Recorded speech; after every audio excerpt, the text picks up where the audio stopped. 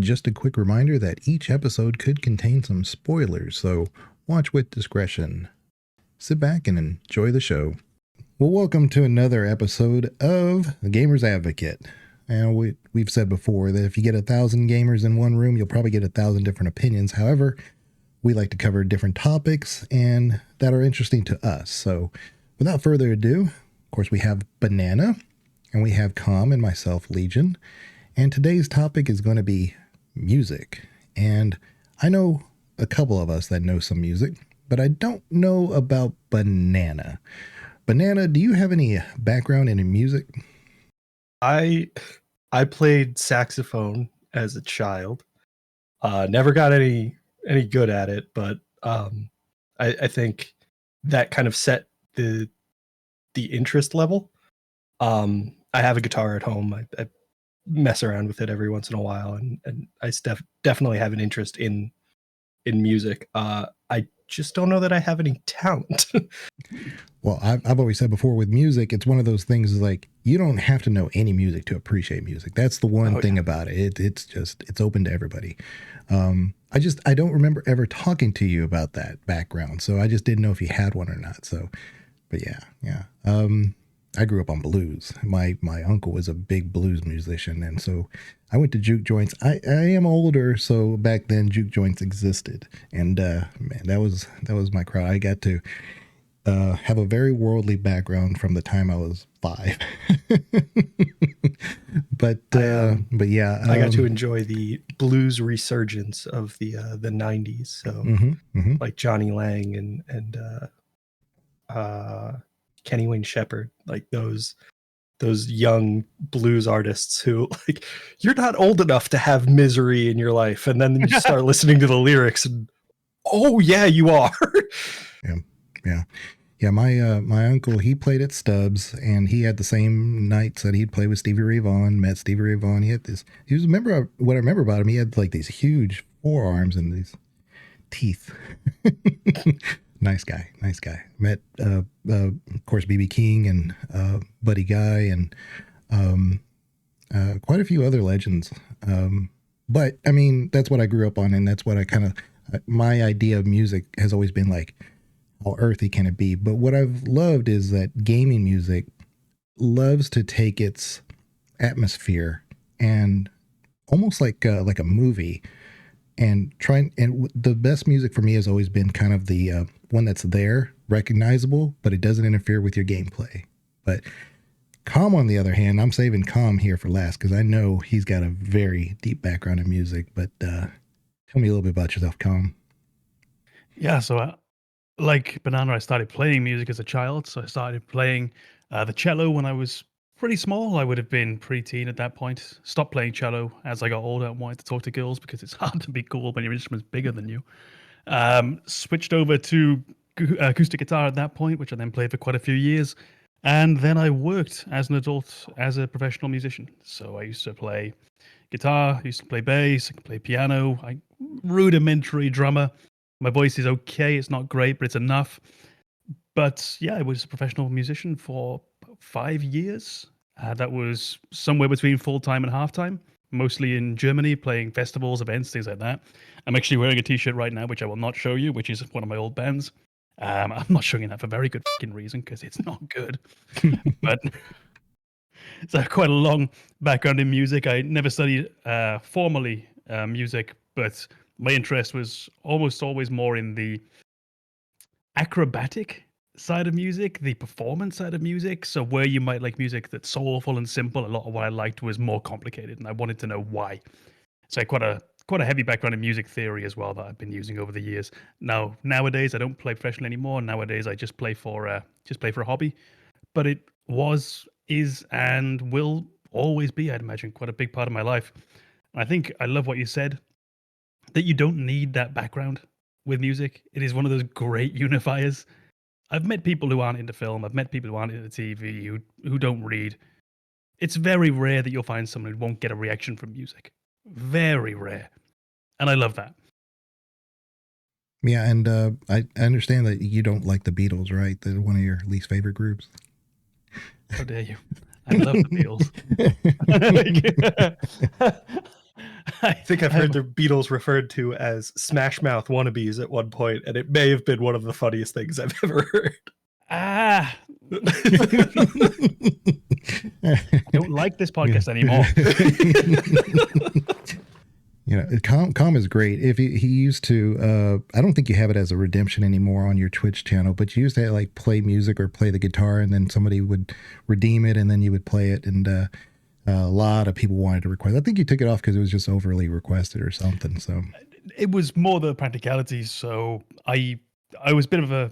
I've always been a bit of a stickler for the sound that's actually coming out, the genuine, the tone. Yeah. And I used to find that meant I had to have my rig set up fully, put that next to the computer, the same computer I'm using for work, or the same desk I'm using for work. So every morning you got to move that out of the way, set the work laptop up. By the evening, you got to get it back in. You'll find one day one of the DI chords isn't working. The next day it's the guitar lead that isn't working. Something always goes wrong. So I took it away for that reason. At some point I'll bring it back when I've got a bit of space for it. What I love is that when Com does stream, I know how to bring it to a halt, and I try to use my powers responsibly, but somebody will be talking about, have you done this boss? Have you done that boss? So he'll be playing deep into a Souls game. I'll be like, hey, did you hear that new Nuno Batancourt song? And he's like, oh. It'll come to a complete stop.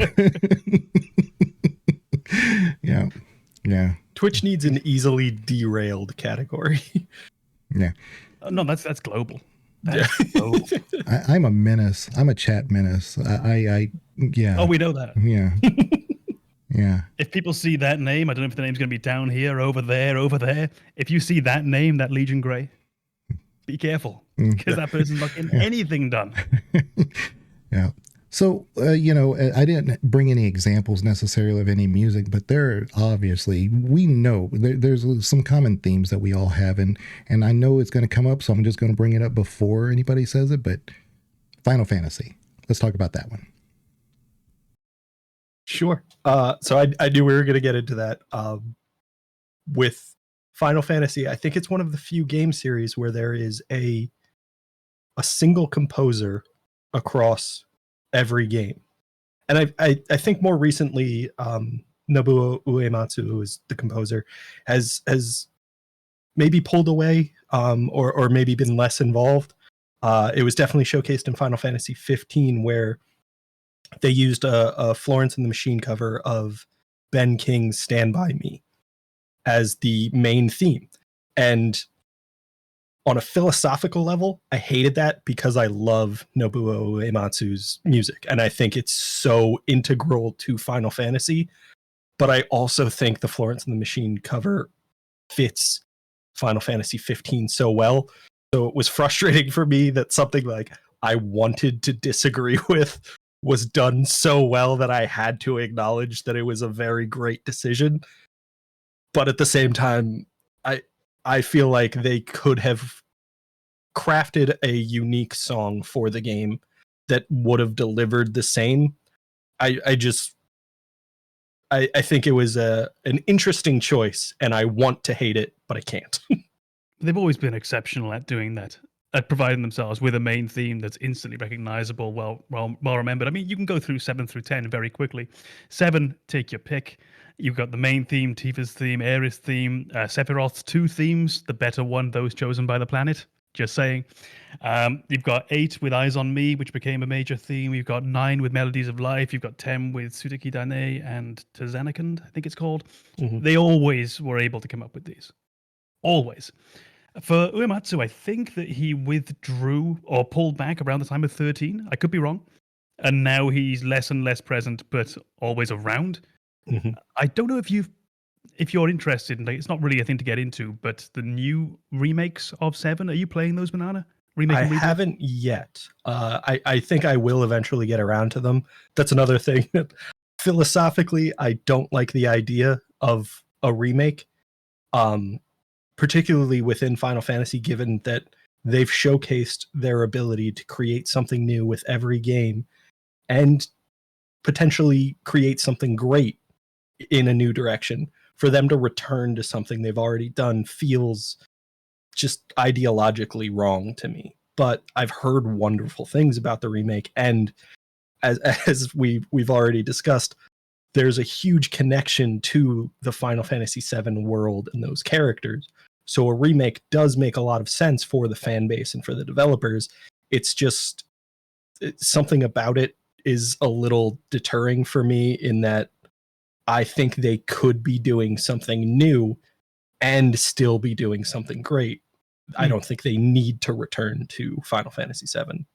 Yeah, I can understand that. I'm one of its. I'm a pure evangelist for it. I think the remake and rebirth have been outstanding. But I wanted to check with you just to be sure.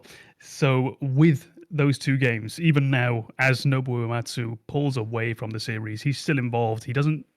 Most of the themes in the game are based on his old compositions. It's a remake, so they're taking the basis and really building that out from the old chipset sound into fully orchestrated mixes, which are done by someone else. But he still writes the main themes for both. So for 15, for Remake, he wrote the main theme Hollow. For Rebirth, he wrote the theme Promises to Keep. So he's still always there in and around the Final Fantasy name, even if he sort of pulls away from it. And I think it's the interesting thing about Final Fantasy for me is they have a composer whose name we know. I know not everyone will, but that is incredibly rare. I mean, who else might there be? I think I know the fellow from Elder Scrolls, which is Jeremy Soule. Yeah. Whoa, I wasn't sure on that for a few moments. But we've got him, and aside from that, I couldn't really name another video game composer. I think some of the classic Nintendo games, I want to say Hip Tanaka is definitely one. Yeah. Whose name I recognize. I can't recall which games he was involved in. I want to say the Legend of Zelda series. And that's another, it's just a video game composer who's gone on to do his own thing outside of video games. But I think a lot of people will recognize his compositions from video games and then use that as a starting point to dig into the other projects he's worked in. And I think that's the same with Uematsu. If you listen to his independent compositions, he's just an incredibly talented composer. So outside of the world of video games, it seems like he should be very successful, but I know him because of video games. And I don't want to pigeonhole him into a video game composer when he's just clearly a very talented composer. I suppose we have to decide at what point it becomes genuinely pigeonholing, and at some point it's just reality that this is what we know him from. Yeah. I remember the game Lost Odyssey, which came out for the Xbox, I think. I only wanted to play that because I think he did the soundtrack. That's an excellent game. But I mean, if that's what gets you into the game, awesome. It's a wonderful game, though. I only played the first few hours. I have to find a way to play it, but as far as I can see, it's basically unavailable anywhere outside of sailing the high seas. Yeah, it's I think it was a wonderful game that didn't have the marketing behind it to become as popular as it deserved to be. I think it's very, very well done RPG with a great story and obviously a great soundtrack. But it's one of those kind of hidden gems that like I might bring up and a handful of people will be like, yeah, I really love that one. And then most people are like, what are you talking about? Talk about something I know. Yeah, because I think music really does have that ability to help you become nostalgic immediately. You know, 100%. A theme will come on, you will be like, oh, hold up. I have to recenter myself for a second here. There are definitely some themes within gaming that have always done that to me. I think we talked about this very recently with the Mass Effect. When leaving Earth comes on. When I first played Mass Effect 3 and that came on, I had goosebumps. I still get goosebumps. Because it's just so well done. It's so quiet. When all this activity is going on in that scene and you know what you have to do and you know where the story's going to continue and it's just a piano, man, there's nothing like it. I think if I remember correctly, they line it up with the visuals as well, don't they? And I believe there's a heavy... Subtly. Is it a tuba blast mixed in with a Reaper laser? Something like that? Yeah. It's just beautifully done. It's genuine cinematography in the video game. I think that's the idea of it bringing in nostalgia. It's one of the two for me. Sound and smell. The two things that can instantly pull you back somewhere, instantly transport you back in time. I can't smell my video games, thanks. However, I would imagine the world of Final Fantasy VII doesn't smell that great. Helldivers, voila. I was thinking Resident Evil. Yeah, Resident Evil. Oh. But Resident Evil, does it have music? Yeah. So that's where I was going to go next. There are some genres that really lend itself, obviously, to RPGs, to music and being theatric and, bold, and, you notice its presence immediately. There are some genres that don't really help itself with music, more recently, maybe like co-op games, like Lethal Company and things like that. I mean, the music that there is more or less for goofy purposes, like you have the radio and all that other stuff. But it's pretty neat. It's the ice cream song. I don't remember the name of it, but that comes down with the little thing, and so it's kind of like a little interjection of difference, and it breaks up the monotony of being in horror. Yeah, I think Lethal Company is an excellent example of when music has a stark contrast to the theme of the game, where you have that pleasant little the ice cream man's here, and then you go into a nightmarish hellscape where you'll probably not survive. It's just such a stark contrast, but it works, and I think that's something that like, as I've said, I don't feel like I have musical talent. I don't think that's something I could recognize potential in if I were involved in these projects, to say like, well, this is the emotion of the game. This is kind of the theme we're working around. Let's put in music that has nothing to do with that. That would never be a suggestion I could possibly make. But you see it in games, maybe not as much Lethal Company, but you've definitely seen it in other games where it works. And I think it's just an incredible reflection on the talent of composers and directors of these games to recognize the potential in a way that I personally could never do, and I have to feel like there are other people like me who don't recognize where that would work. I think this is one thing where you have to be careful as a video game designer. There's a problem with music that I don't like, is when your music is telling me how to feel. Yeah. I don't enjoy that. Yeah. If you want an emotional payoff of whatever's taking place, you need to build this outside of the music. So you need to give me the character I care about. You need to give me the story I care about. You need to give me the event that causes me to worry, whatever it might be.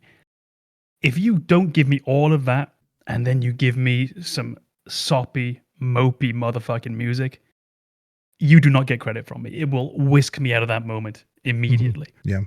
And that's where I really appreciate what you were just saying about music that doesn't fit the scene but kind of works. And there's a long history of that in cinema in particular. So the most famous example is probably the Carol Reed film, or the most notorious example from, I think it's 1950s, The Third Man, starring Orson Welles. And the music for every scene in the movie is essentially the same. It's just this one zither theme, zither of all instruments. And it's just the same da da da da da da da da da da. Every scene with variations, and it always works. But no one would have thought to have done that. And you see it a lot in horror. And the one that jumped into my mind in horror, where the music doesn't quite fit, but they use it and it does. It's not a great movie, but if you remember a few years ago, Jeepers Creepers. Someone's just had their eyes ripped out, and the background music for the song is Jeepers Creepers, where'd you get those peepers? Shouldn't work. Does. Yeah. So yeah, I don't like to be told how to feel by my music. Always, unless you really deserve it. And when a company can go a stage past that and play music that doesn't tell me how to feel and still gets me feeling how I'm supposed to, that's art. Yeah, it's really difficult, like I said, in horror gaming versus horror cinema. Because in horror gaming, you're really trying to make sure that the sound effects are heard. You can't like say, well, the music was going, so I never heard the zombie in the other room or whatever. I mean, that may be true. That may actually happen in real life. The zombie could be in the other room, even though you have the speakers blaring. But when you're in a horror game, there's very few games that actually try to throw an underlying theme. unless it's a pixelated game. You'll see a lot of that in pixelated games. There's a constant running little jingle or theme underneath it. Castlevania, Luigi's Mansion. That's not a pixelated game, but you know what I'm saying. Those side scroller type games, ones that are more animated, I guess.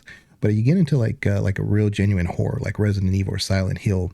There's not much music at all because it's really, I can appreciate the devs not putting music into it, because if you did, you're really risking losing the real atmosphere, even though you're really supplementing it. So I can really appreciate that. But that being said, there is some music in those games. I think where it really works is like if you have like a radio or a speaker that's playing for whatever reason, its own reason. And, I think it's like that, but you can't really in horror put a foundational song running through like you can in other games. So, I mean, kudos to the devs who do horror, because that's something that you don't recognize till you're actually, That's where we're seeing the difference then between sort of diegetic and non-diegetic sound. So we've got that diegetic sound. It takes place within the scene. You've got a telephone that's ringing in the scene. You've got an old vinyl record that's skipping somewhere in the scene. You've got this needlessly jaunty music playing on a radio that suddenly appears out of nowhere in the scene, as opposed to having, this background music constantly playing. But I think what you've seen there partially, when you talk about the old Pixel games, is you've seen the evolution of what we can do. So if you listen to old Final Fantasy music, it's the easiest comparison, because the good thing is we've got how many years of Final Fantasy soundtracks to go by. If you listen to Final Fantasy 7 music, Final Fantasy 8 music, you're going to have this simple low bass, probably going to sound a bit like someone who's just learning to play piano with their left hand. So you get simple walking bass line maybe. And you're going to get a very distinct melody on top. Right hand is really high up in the high octaves, and it's going to tap out a melody. And we're going to hear that melody a lot, and you will get from that Tifa's theme, Yuffie's theme, Cloud's theme, Aerith's theme, Sephiroth's theme, yada, yada, yada. We don't do that so much now because we don't really have to. We can work more with our low end. We can have those cellos hammering away, laying down some ambience. We can have nice, long, low, mixed back sort of violin notes. We can have tin whistles up in the top, some piccolos up in the top, really soft. But we don't tend to do as much with melody as we used to, I think, because we don't have to. We can now just have a full orchestra laying down a soft, gentle rhythm for the entire game, as opposed to what we used to have, which was essentially the video game equivalent of someone just learning to play piano. Like I say, left hand playing the bass, right hand playing the melody, and that's all we had. So you'll even hear, if you listen to Final Fantasy 15 music, Final Fantasy 13 music, you won't pick out the melodies as easily as you used to. Or even in Remake and Rebirth, which deliberately uses Final Fantasy 7's music. The melodies are tucked away. Or is played by one instrument that's panned right off to the left-hand side, and they only play a portion of it. The violins get that bit, the trumpets get that bit. And you're just seeing the evolution of what is possible for us to do technologically with the sound, what would you call them, sound chips? I don't know. With the sound capabilities of our systems. I think you've both really highlighted important elements of musical design within video games. With the genre of game, it plays a big role. In games like Resident Evil, having the absence of music almost feels like the correct decision, because you're overwhelmingly in those games, you're meant to feel alone and scared. And if there's this kind of musical theme playing over everything, you don't quite get to feel that way. You're obviously still alone, but there's an orchestra with you. Can you imagine you're playing Resident Evil and it's that old, what is it, that 20s one? Dude. It'd just be goofy. And so it just doesn't work. It throws it away. Exactly. And I think the absence of music is a choice that really sets the mood very well. Whereas in a game like Final Fantasy, where, you're in combat regularly, there's kind of recurring, somewhat repetitive elements, those would get very tedious in pure silence, and you would lose interest very rapidly. And Com is hit on another element, which I think really showcases the talent of early composers for video games. In games like Legend of Zelda, specifically Zelda 2, Link's Adventure. If you go back and listen to those songs, they are extraordinarily simple and they have to be incredibly repetitive because of the limitations of technology. You couldn't put a 3-minute song into a game without sacrificing memory devoted to other elements of the game. So that forces game composers to find a way to make a repetitive song that doesn't feel repetitive and doesn't get old. And that is an incredible talent. And I feel like Hip Tanaka and I think the other name is Koji Kondo. They are both kind of legendary composers in that regard. And even Uematsu, who's composed for other games outside of Final Fantasy, if you play 3D World Runner, that is an Uematsu song. It's maybe 7 seconds long, and it's wonderful. it somehow is spectacular, even though it loops so quickly, and it's always there the entire time you're playing, but it's very fun, and it doesn't feel repetitive. And I think that's just such an incredible feat to be limited in that way and still find a way to deliver something that people don't get tired of. They don't fixate on while playing the game. You're not constantly like, can we just turn the song off so I could focus on what I'm doing? The song enhances what you're doing. But I would even argue that led the Zelda reference you made, some of the best dungeon music I've ever heard, even now. Oh yeah, Zelda 2 catches a lot of unfair flack in my opinion. I think it's a wonderful game. It's, I would argue, probably not a Zelda game. And that's why I think a lot of people have a problem with it, because it is so very different from the first Zelda game or Link to the Past or any of the other ones in the series. But it's a wonderful game, and the sound design is a huge, huge part of that. And back then they didn't, nowadays we have several gigabytes worth of files for games. Back then, you had your video element and you had your audio. You had to decide what's important for these scenes, because you couldn't just pack in as much as you wanted to give it a theme. But I was going to say, I don't think, on the note of repetition that and not becoming annoying, that to this day, I don't think I've ever muted Tetris, which I should have by now. I still play Tetris. It's a tremendous game, but something about it still works. The other thing I was going to say was a little tiny addendum to what you were just saying now about the size of a video game and the files that you would have to, the file size, sorry, that you'd have to allot for music and what that would do in regards to other things.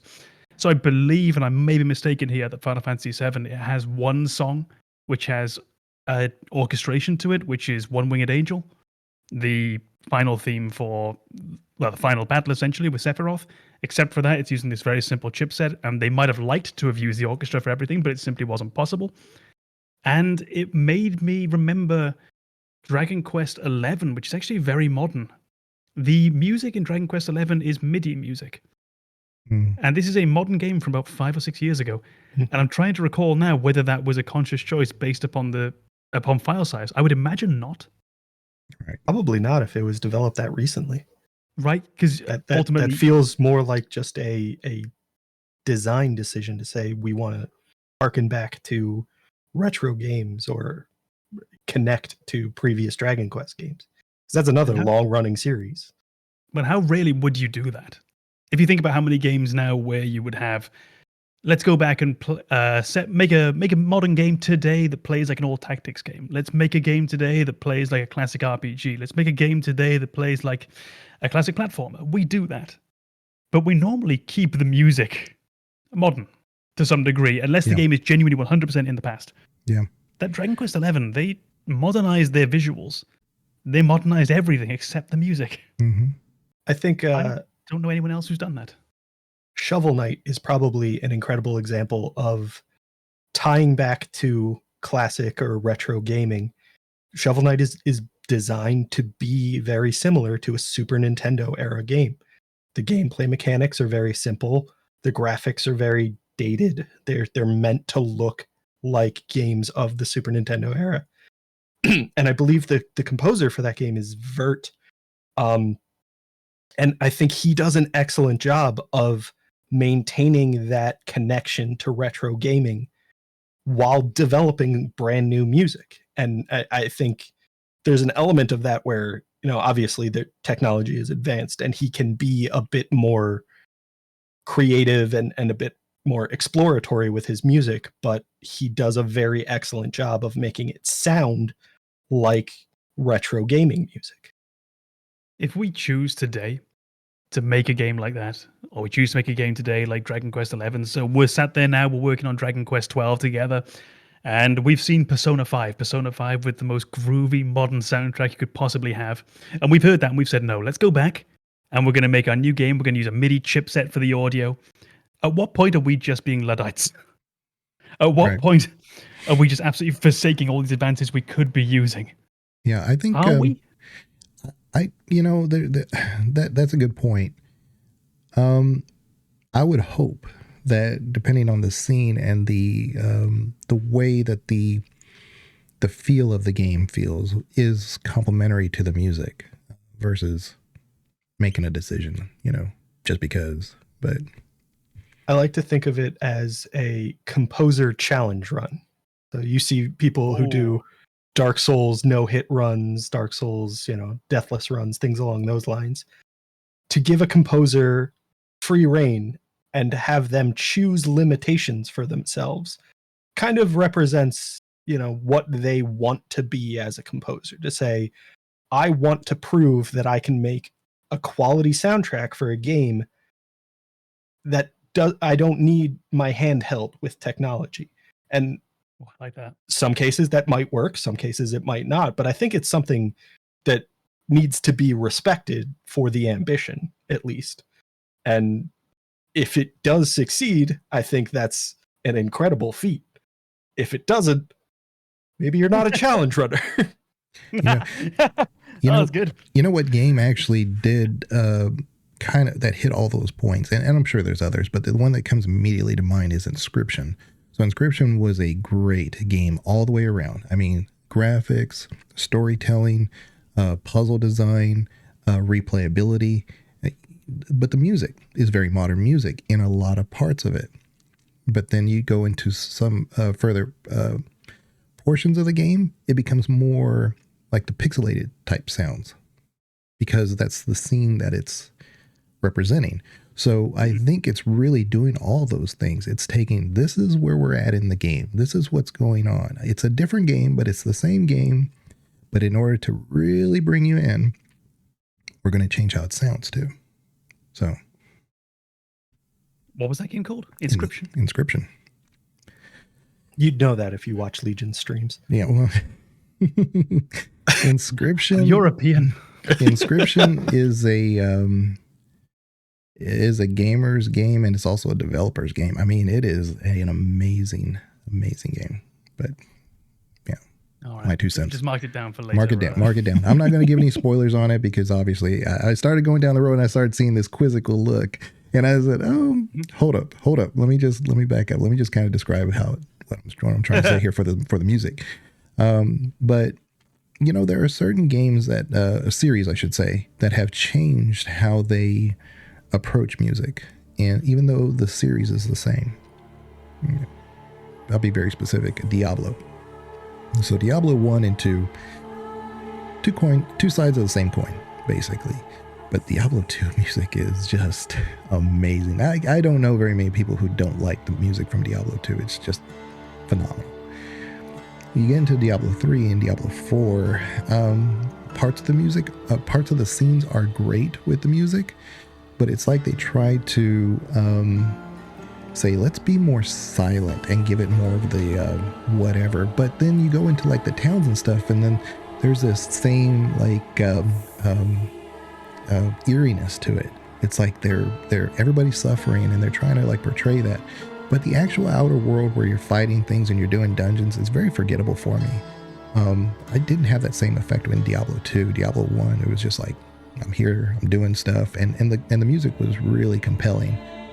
But that's a series that really didn't follow the same structure, which they're not, they don't have to, but I really see or can hear the difference. And it, in so doing, it feels different too. I think you touched on an element that I haven't poured over the data or anything, but I think the conclusion seems possible to me. If a game's musical design is, you have a tendency to forget about the game. Because I can't recall any game where the music is terrible. I'm sure it exists. I'm sure I've played a few of them, but I can't remember any of them. And maybe it's because the music was a problem and it ruined the game for me, so I forgot about it. I've got a hot take on a game where I fucking hate the music. Baldur's Gate 3. It's just the worst. I hate it so much. That is one of the few games that I will play on mute or put background soundtracks on, whatever it might be. I don't know what it is, and it's not, you're not about to get an intelligent critique. I just don't like it. If I had to pick a reason, it's possibly because of how long I spent in the character creator listening to Down by the River. I was just about to say, I think that's one of those games that fails on the repetition part. Yeah. Having created 40 plus characters, I also am not a fan of that song anymore. But I think the first time I heard it, I was like, oh, this is a good one. I like this. And then hearing it the 4,000th time, I was like, maybe not. Maybe not such a great song.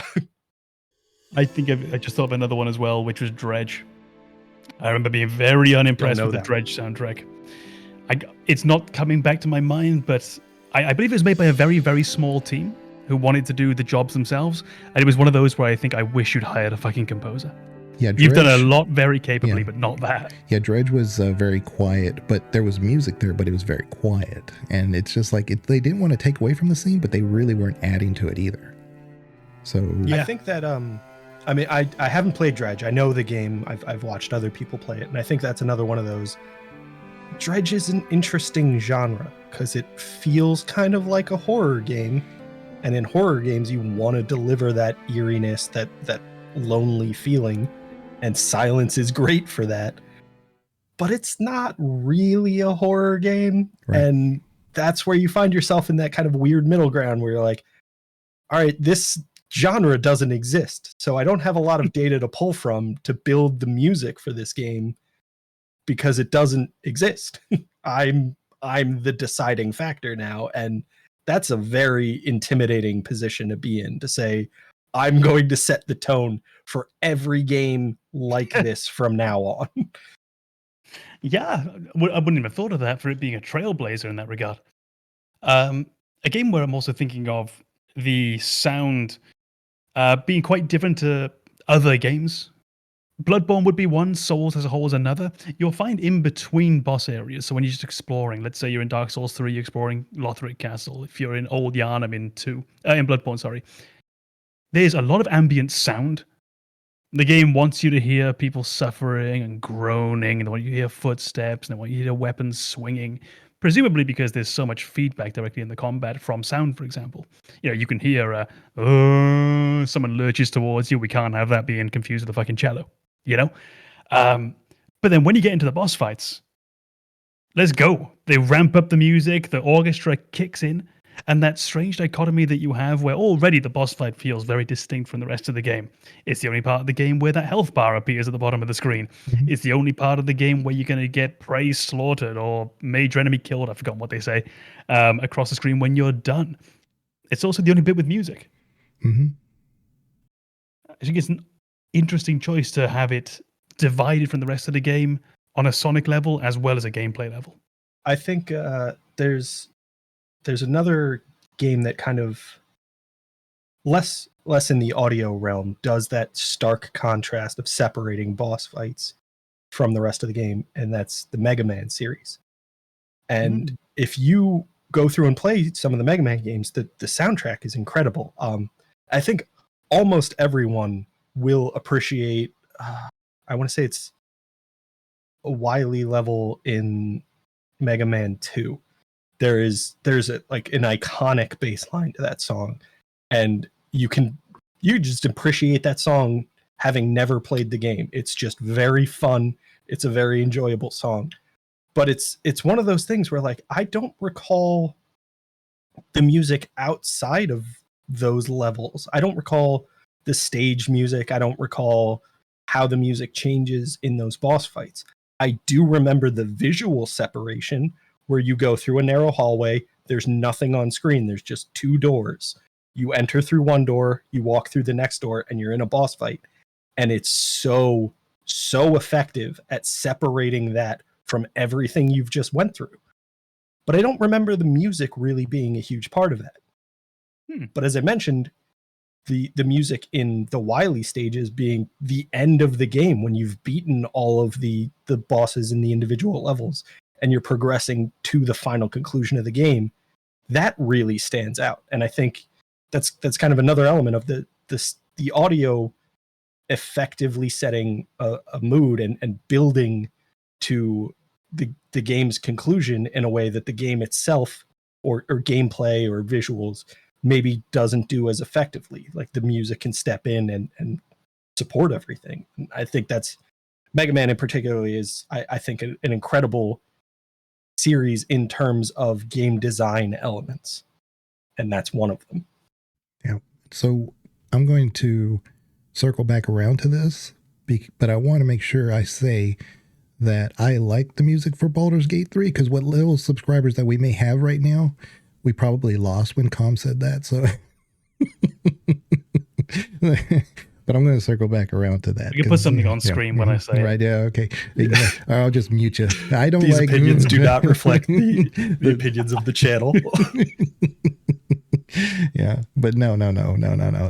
I'm so like, I love hearing opinions of others, and having a discussion is not the same thing as saying you're wrong. You know, I'm the last person you're going to meet. That's it is like for that. me, but yeah, that's a personal failure. Yeah. But I wanted to, because you mentioned Bloodborne, and that is a classic game where the silence is meant to be silent, and there's certain little, you're meant to feel alone, you know, because you are. I mean, even if you're in the town, people are like barricading themselves behind their doors and their windows, and they're like, hey, that's your problem out there. And you're meant to really feel isolated. But the Elder Scrolls series, to me, I've always said that peak Bethesda was always Morrowind. The music in Morrowind, in case you don't know, the theme in Morrowind, and if you love the Skyrim theme, that's the Morrowind theme. It's just with the male tenors and you know, and the bass and everything's going on, and you know, Dovahkiin, you know, and so all that's going on, but really that's the Morrowind theme. And what's beautiful about the Morrowind theme is always, it's just so quiet when it starts. Every time I hear it, it's just like this do do do, and that's even too loud because it's so quiet, and it just starts elevating, and it never gets super loud. It just almost becomes like a hum. And that really is very similar to how the game is played, because you're going around in this open world area. I mean, it's literally open world. I mean, you go from one end of the continent to the other, and you never touch the main quest. And your footsteps are a certain sound by default, a little bit louder than the music actually. So you're really in your head as far as the environment that takes precedent, and the music is there just simply to complement it. But man, does it really, really complement it in the entire Elder Scrolls series. There's so much that actually Bethesda gets a lot of criticism for, but their integration of music is top tier. Yeah. Yeah. I think you've really highlighted how effectively music can play a role in storytelling and setting a mood. And I think we're kind of venturing off from video games, but I think one of the best examples I can think of is the music in the Lord of the Rings movies, where you'll hear the ring theme throughout the movies, and you'll hear it in places you don't expect to, because its tempo is shifted, its pitch is shifted, it's played in a different key, and you might not recognize it, but it does such an incredible job of setting the mood for a theme. And I obviously, movies and video games are different media, but I think that element of the media is common across both of them, where you can have the same melody played in different manners and set a completely different tone and really effectively support the storytelling you're doing at that moment. And I think that's one of those things that I think of myself as kind of like an outsider to the music industry. I appreciate it when it's pointed out to me. I don't think I would recognize it on my own. And I think that just showcases the talent of musical directors in those cases. Well, when you're saying then about, for example, in the Lord of the Rings with the Rings theme returning, I don't know if they do this in the Lord of the Rings, but this is a very common feature of opera and ballet. You'll get this going back to the 18th and 19th centuries, where you'll have at the very, very start. You get this a lot in progressive metal today as well. So when they do concept albums, Queensryche did this, Dream Theater did this. But normally, opera and ballet, first song that you're going to hear as we go on stage is going to be an overture. And we're going to get the main theme established. So we get that in your ear. We're going to make you listen to that 4, 5, 6, 7, 8 times. So that now when that comes back later, and it might not be in the same way. It might be, maybe it was the main melody here. Maybe now we're listening to someone else's song, but down there in the bass, we're just getting those notes from that main melody. And we're just going to put that into your mind so that you notice it. And then we don't even, if that's someone's theme, we don't even need that person to come on stage. We don't need them there because we've given you their music. And it might not be in the most overt way. It might be very, very quiet and silent. But through that effective use of repetition, we attach it to a person and we're done. Well, I think they do that in Final Fantasy VII with Sephiroth. I was actually going to say Final Fantasy VII with Aerith. That happens all the time. You major spoilers that people won't see coming. You lose Aerith. I like her theme language of lose. Yeah. She might turn up. I wanted to be gentle. I'm still recovering. It happened in 1997. I'm not fully over it. It's a process. But you lose Aerith, but you don't lose her theme. Her theme plays after you've lost her. And it's in those moments that you feel connected to that character where she still has an impact on the story. She's no longer with you, but she's influencing the characters. She's influencing the sequence of events that's playing out. And she's inspiring the player in those moments where you are defiant against the person who took Aerith away from you. And I think that does such an effective job of giving the character or the player a reason to care in certain moments, because like I said, I'm still getting over it. Yeah. I was furious when Aerith died. I was emotionally invested in that character. So to hear her theme is to establish that connection between the player and the developer again, where you both have the same reason for wanting to succeed. You lost somebody you cared about. Now you're pissed, and you're not forgetting about that. And I think 7 does such an effective job of establishing that character, even though they're gone, still has a tremendous impact on the game. I think, honestly, that it does a great job as well of reinforcing the themes of the game. It's amazing what you can do with a simple piece of music. And one of the huge themes of that video game is death. People die and they're gone and you can't get them back, but you still have that memory of them. So you have this wonderful method by using the soundtrack of the game. They're reinforcing the whole idea of loss, but also being able to recall that person. I mean, you probably have someone in your family who you will have lost at some point in your life, but then you'll hear a piece of music that reminds you of them. You'll see a movie that reminds you of them. You'll hear a sound. Maybe you'll cook something that they cooked one time and that comes straight back. It's always scent and sound. The game just takes it a bit more literally, where it's literally Aerith's theme. Yeah. It just takes it one step further. It's her theme, not just her favorite song. And that's an amazing thing. It's using the sound to reinforce the theme, to reinforce the game's mechanics even. If you think of the way in something we've discussed off stream before, and I've discussed I think with almost every other person who's ever played Final Fantasy VII, the usage after Aerith dies, or when Aerith's killed, from the moment that she's killed, her music starts playing and keeps playing through the following boss fight. That boss has a theme. Genova has a theme, and it's an amazing theme. This sort of techno sound. But when you think that all the way through the fight is taking place, your characters, they're not hearing that techno sound. They're hearing Aerith's soft piano theme playing. And the thing that we mentioned before that this would make you feel like is if you've ever lost someone or if you've ever had a bad day, it could be as simple as having a bad day. And then you go to a party or you go to a lunch with a friend and you're thinking in the morning, shit, this is an awful morning. Now I've got to do this bad thing in the afternoon, but in between, let's go to lunch. And all through lunch, you're present at the lunch, you're enjoying yourself, but you're still thinking about what's coming later. You're getting a video game representation of that by them playing that music all the way through that fight.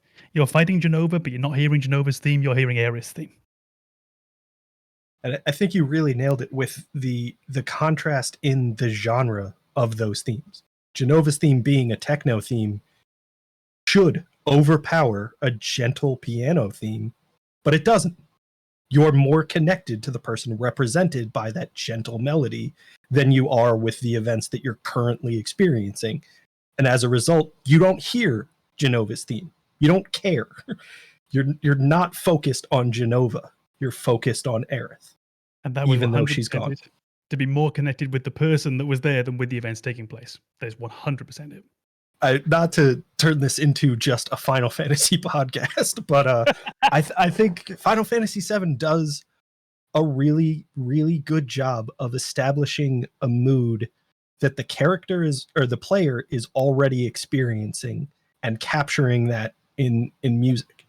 So as you approach the end of the game and you're exploring in the Highwind and you reach that final moment where everybody announces their conviction to go fight Sephiroth, you get a different version of the Highwind's theme, and it pierces through. It's so intense when the plates fly off and you've unlocked the full potential of the Highwind to go mess Sephiroth up.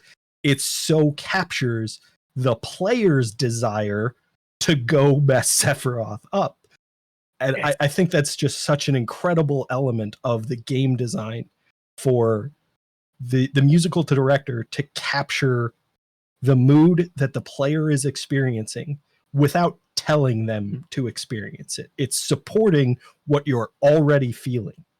And that's a challenge that I personally don't think I could step up to, but it's so expertly done in that specific game, and I'm sure in plenty of others, but that's the one I have the most connection to.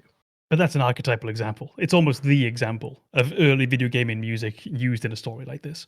And if I can add one last sort of flourish on that as well, it just goes back to something we said earlier about when we have these old games, they only had so much space on their discs, on their drives, whatever it was. They knew how important that was, that even though it's a variant of the theme, they dedicate those megabytes that they needed. I presume we're talking in megabytes at the time. They dedicate those megabytes they needed, knowing the moment that would be, and knowing the value, that that song was going to have in that moment. Yeah, kilobytes, megabytes, whatever. Yeah, they didn't have much. Yeah. It was a CD, so I guess megabytes. Well, if it was a CD, but like I'm talking about, like even on the Nintendo cartridges, you know, the NES and stuff, they didn't have all the space in the world. Yeah.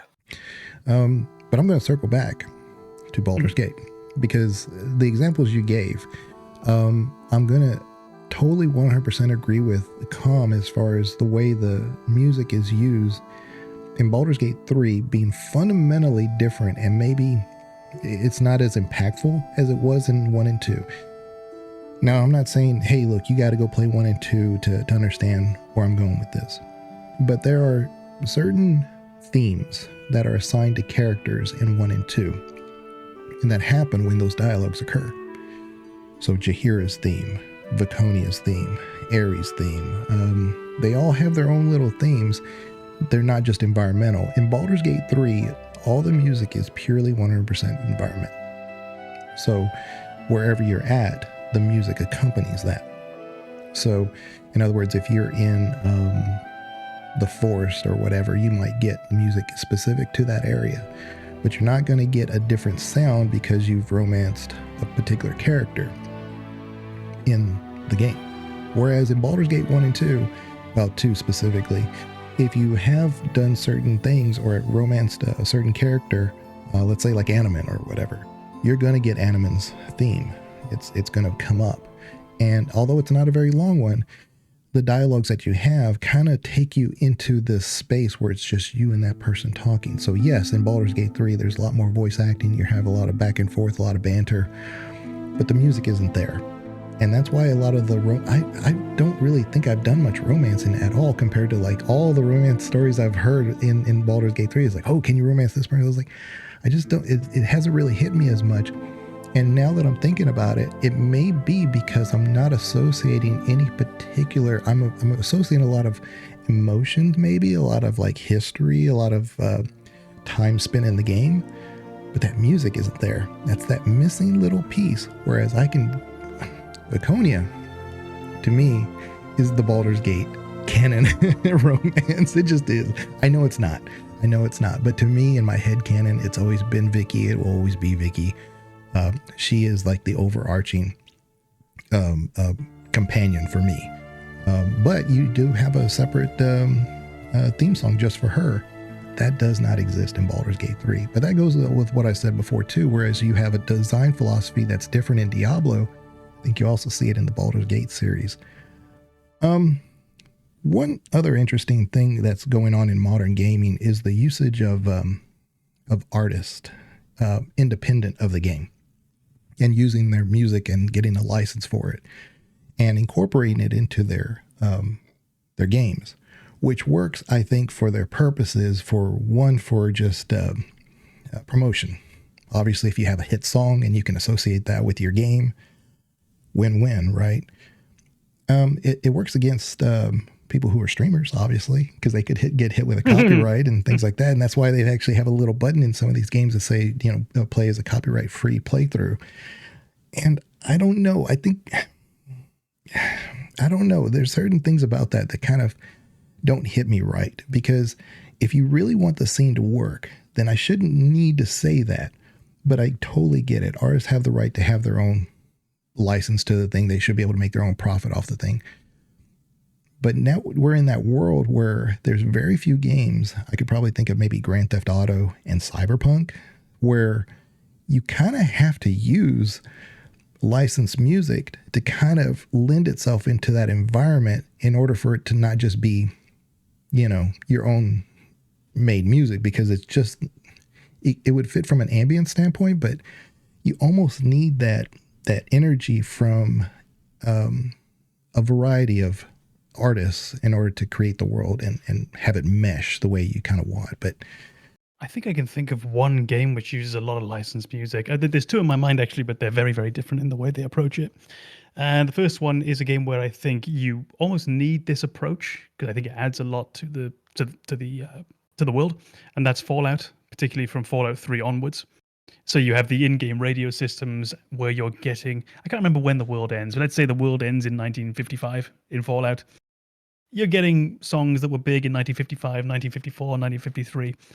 And I feel it does a lot for this feeling out of the world where we're living in the year 2000 something nowadays. We're living very close to today's times in the game. But the game world is this bizarre combination of it's left the 1950s completely behind, but it's still anchored within that so much. And that can be in characters' viewpoints, characters' morals. It can be in architecture, the 1950s view of the future. If you think of the way that we thought 3D would look when we go and... Was it Back to the Future, which had a 3D Jaws movie? I think with the shark jumping out of the cinema. 3D. I saw it in films. Well, if you think about how 3D would have been viewed 20 years ago and how we look at 3D today with our sort of like Oculus Rift consoles and whatnot and the quality of it. So I think the music in that game, which is all or mostly licensed music, certainly from Fallout 3 onwards, I think Fallout 1 and 2 is actually mostly ambient soundtrack. It does a lot for actually just putting you in this time period and gives you a sense of how oddly anachronistic everything is. Why am I shooting people with a laser gun while listening to the ink spots? It's an odd combination. And the other game I was thinking of, which uses a lot of licensed music, but it's for a very different reason, was Death Stranding. It came out fairly recently, 2021, I think, 2020. And it's not necessary in that sense, but I do think is an example of an outstanding soundtrack, which I think gains... it's improved by the fact that it was an artist we probably all didn't know beforehand. I can find it a bit disorienting sometimes if I'm playing a game and all of a sudden a song I already know comes on. Death Stranding, I think, walked that fine line where they found an artist none of us had heard of, Low Roar out of Iceland, I think. Here in France, we knew Woodkid, who plays Run Boy Run. He was quite big here. But mostly the soundtrack was relatively unknown to people, all licensed, and did a job very well. And I think that works better. Like when you either have an artist that's not well known, or it is a well-known artist, but it's a song that nobody's heard because it's like brand new or something, or it's only for that game because it works for that scene. Right. Yeah. I think you've both kind of highlighted an element of video game music that that kind of makes a clear distinction between whether or not a licensed song makes sense or the game needs its own composed soundtrack. And I think the setting plays a huge part of that. So in games where the setting is the real world or some variation on the real world, licensed music makes a lot of sense because you're tying it to reality that we already know. So hearing a licensed song in a game about the world that I actually live in, with, you know, obviously a few tweaks here and there to reach the point you're at, like Fallout, hearing licensed music and that works because that music exists in the real world. Why wouldn't it exist in a world that's based on the real world? But when you're playing a game like Final Fantasy and it's so hugely disconnected from the world you know, the music should be different. That being said, I still think I enjoy Stand By Me being Final Fantasy 15's theme. I just enjoy everything else more. But that's one of those things where the internal coherency of the world can be affected by this. And you can have some very egregious examples. You can have some very simple examples. Again, not to refer to it always, but Final Fantasy VII, there is a point when you can order a meal. It's a very, very small side note. And one of the meals you can order is Korean barbecue. Korea doesn't exist in that world. And it's just a little moment where when you look at it, you just think, oh, okay, that's odd. And that's a very, very minor example. But if then during the boss fight, you know, if instead of the one-winged angel, we're going to get a tumbling dice by the stones or something, it's just going to pull you out. It's going to be uncanny. It's going to be unsettling to some degree. So I think you do have to be very careful with licensed music. And as Banana really pointed out, if you have a basis in our reality and the timelines match up, fine. Outside of that, you have to tread quite carefully. Yeah, it's Cyberpunk, like I said, does a really interesting thing too, where they take a fictitious character, Johnny Silverhand, who's supposedly a licensed artist himself. And so you're taking that music and incorporating it into the world and making it seem like it's supposed to be popular. It's so meta. I mean, it's just really, it takes music to another level without realizing it. But that's kind of like what Bethesda and CD Projekt have done really well, is that they've always incorporated their music as a priority, as part of their storytelling. And I think that's the main thing. When you're talking about RPGs especially, that's got to be something you got to do well. I think especially with Cyberpunk, like, can you imagine how you would have felt if he was supposed to be this legendary figure with this band and their music sucked? Like, you would hate Johnny Silverhand. You'd be like, this guy is a terrible musician who thinks he's the greatest. I don't like him at all. You would immediately I've already met that dissociate guy with in that real character. life dozens of times. Yes. I don't need him in my game. It's too real. Yeah.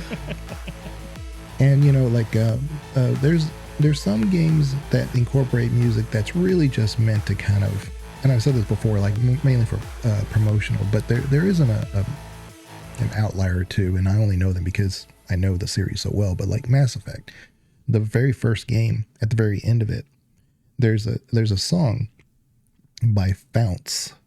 I don't know anything else that he's ever done. Yeah, but it's called what is it called?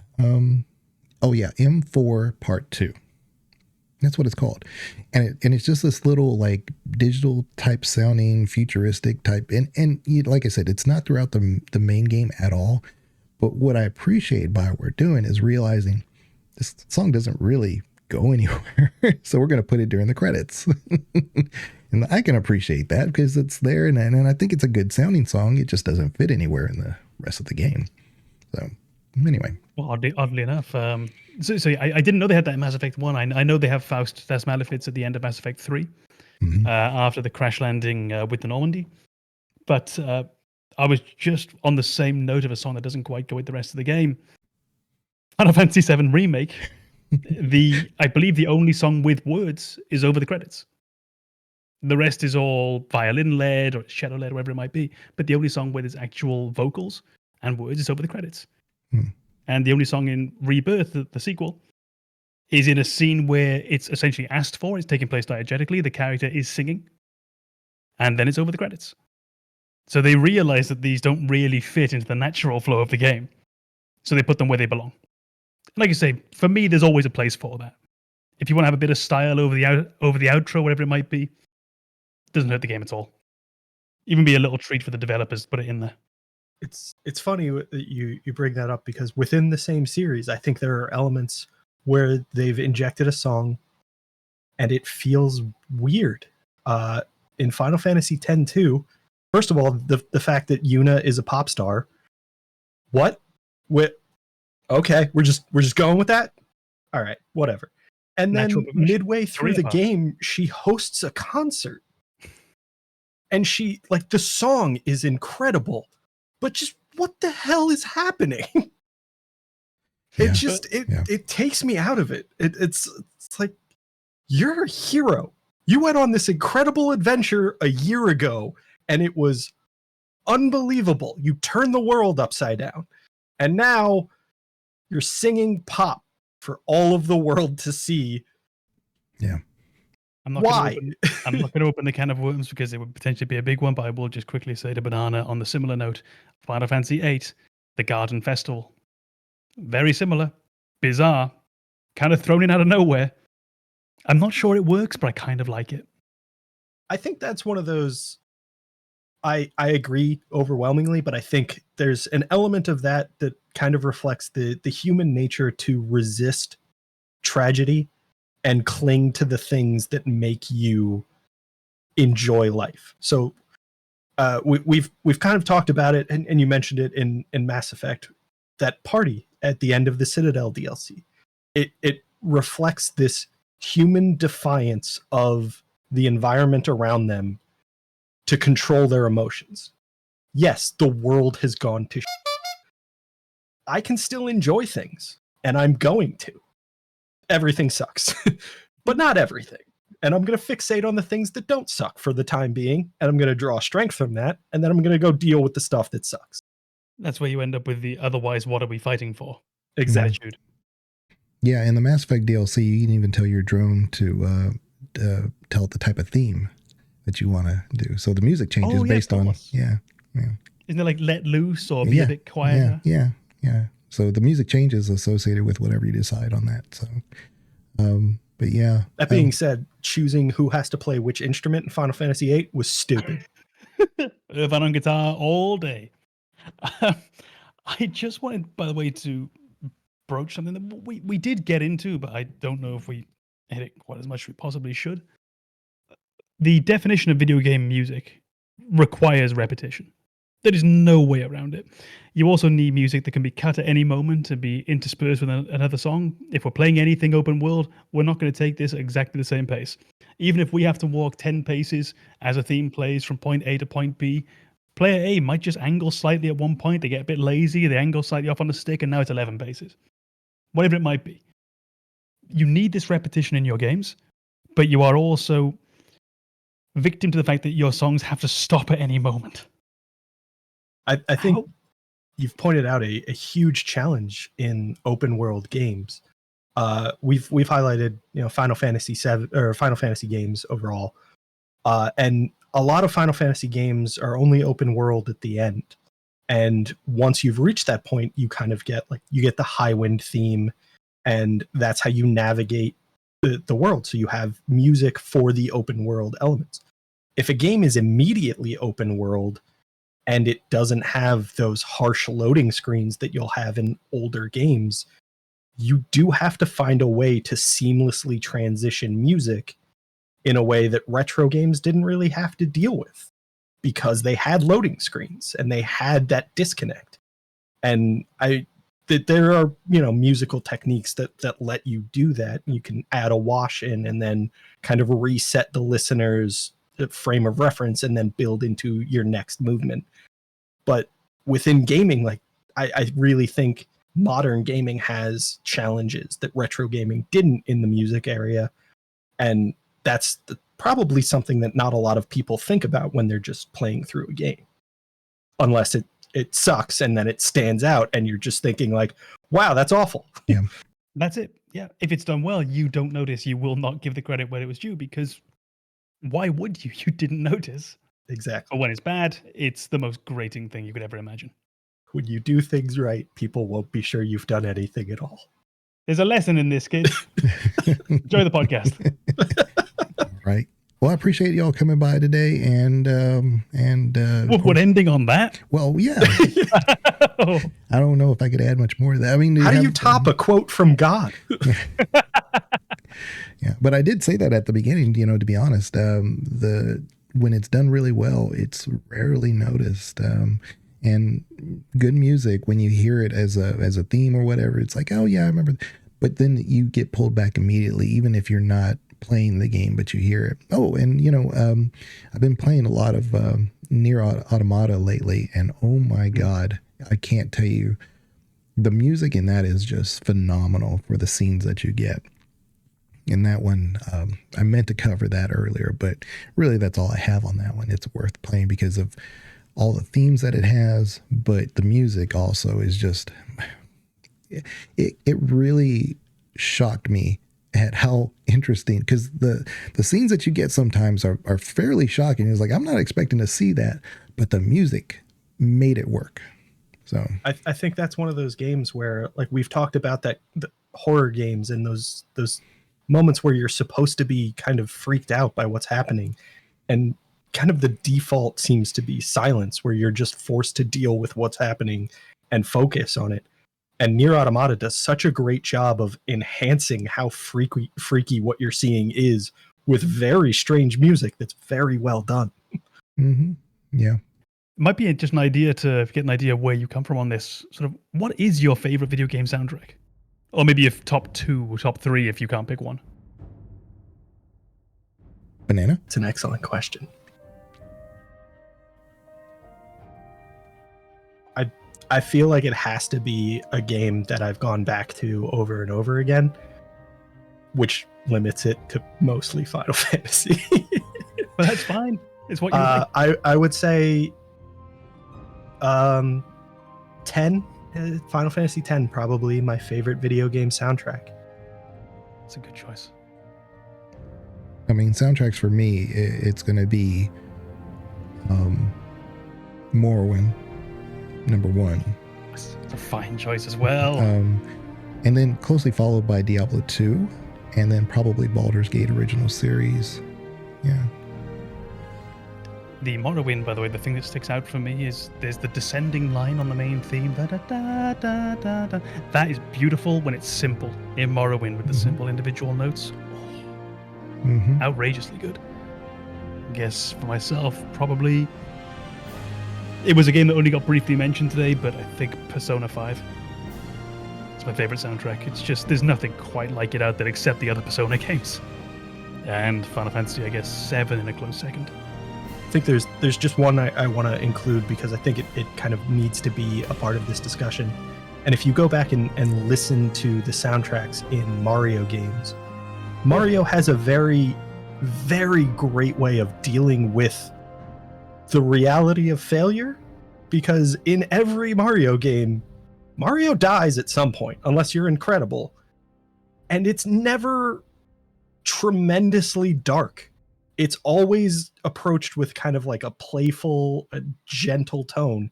And the music is a huge part of that. So like in the originals, it played a little jingle when you died, and it didn't hurt nearly as bad.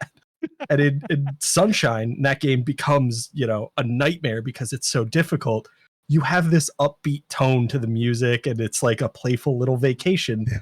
And it really helps the player kind of continue playing a game that they're struggling with. It certainly helped me. And I think that's an element of it that needs to be recognized, that Mario does such a great job of softening the blow of death, and the music is such a huge part of it. Yeah. I wish we'd broached that earlier. That is a tremendous point.